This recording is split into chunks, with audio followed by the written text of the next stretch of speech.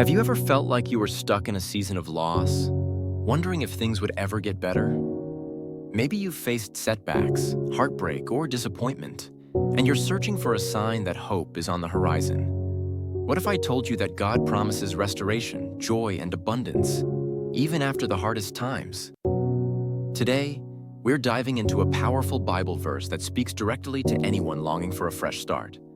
Jeremiah 30-19. And out of them shall proceed thanksgiving and the voice of them that make merry. And I will multiply them, and they shall not be few.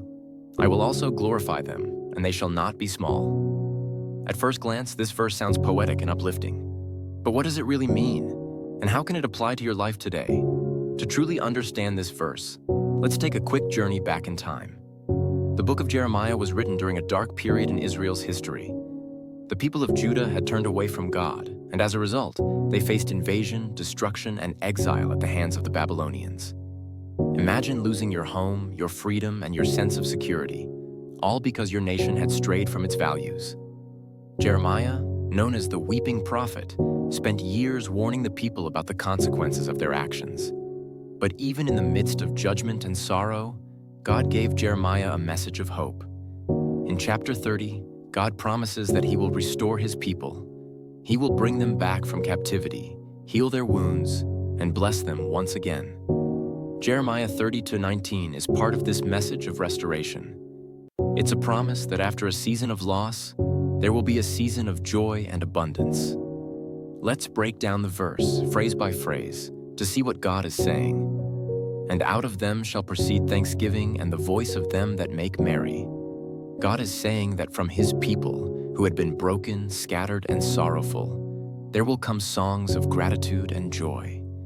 Where there was once weeping, there will be laughter. Where there was silence, there will be celebration. And I will multiply them, and they shall not be few. God promises to increase their numbers. The people who felt diminished and small will grow and flourish.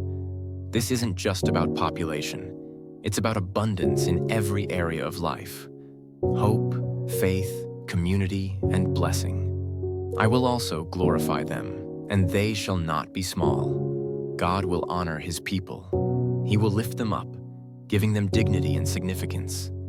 They will no longer feel insignificant or forgotten. Let's make this real with a story. Imagine a small town that's been hit by a devastating storm. Homes are destroyed, businesses are closed, and the streets are empty.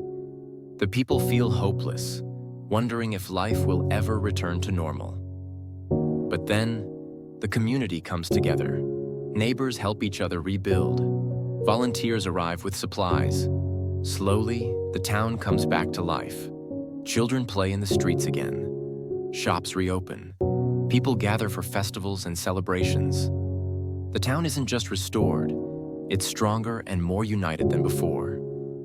This is a picture of what God promises in Jeremiah 30-19. Even after the storms of life, God can bring restoration, joy, and abundance. He can turn mourning into dancing and scarcity into plenty. So, what does this mean for you and me today?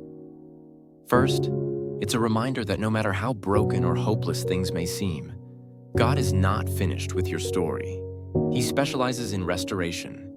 He can take the ruins of your life and build something beautiful. Second, it's a call to gratitude. Notice that the first thing mentioned is thanksgiving. When God restores us, our natural response should be to thank Him and celebrate His goodness. Even in small victories, choosing gratitude can shift our perspective and open our hearts to more blessings. Third, it's a promise of multiplication and significance. Maybe you feel overlooked or insignificant. Maybe you think your life doesn't matter. But God says, I will multiply you. I will glorify you. You are not small in my eyes. When you trust God, He can do more with your life than you ever imagined. How can you apply this verse to your daily life? Start by looking for reasons to be thankful, even in tough times. Make a habit of expressing gratitude. Write down 3 things you're thankful for each day. Celebrate small wins and moments of joy. Trust that God is working behind the scenes to restore and multiply what you've lost. If you're in a season of waiting or rebuilding, don't lose hope. remember that God's promises are true. Restoration may not happen overnight, but God is faithful. He can turn your sorrow into joy and your scarcity into abundance. Now, I'd love to hear from you. Have you ever experienced a time when God restored something in your life? Maybe a relationship, a dream, or your sense of hope? How did it change you? Share your story in the comments below. Your testimony could encourage someone else who's waiting for their own restoration.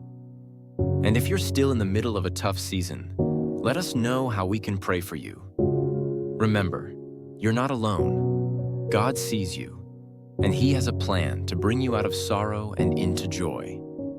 If this message encouraged you, don't forget to like, subscribe, and share it with someone who needs hope today. Thanks for watching Bible Verse Explained.